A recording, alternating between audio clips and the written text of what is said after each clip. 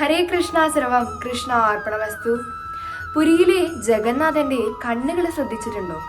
ഭഗവാന്റെ അനേക വിശേഷതകളിൽ പ്രധാനപ്പെട്ട ഒന്നാണ് ഭഗവാന്റെ കണ്ണുകൾ.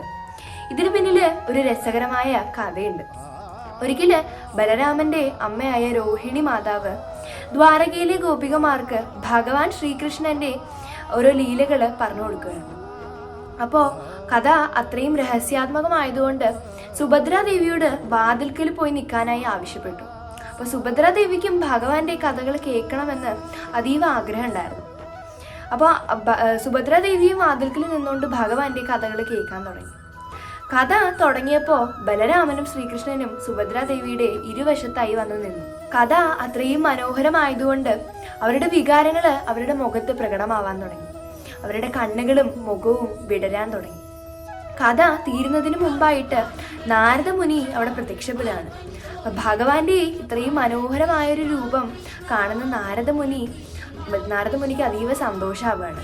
അങ്ങനെ നാരദമുനിക്ക് ഭഗവാന്റെ അത്രയും മനോഹരമായിട്ടുള്ള ആ രൂപം എല്ലാവർക്കും ദർശിക്കാനുള്ള ഭാഗ്യം ലഭിക്കണേ എന്ന് ഭഗവാനോട് പ്രാർത്ഥിക്കുകയാണ്. അപ്പൊ ഭഗവാന്റെ അത്രയും മധുരവും മനോഹരവുമായിട്ടുള്ള രൂപമാണ് നമുക്ക് ജഗന്നാഥപുരിയിൽ ചെല്ലുമ്പോൾ കാണാനായി സാധിക്കും.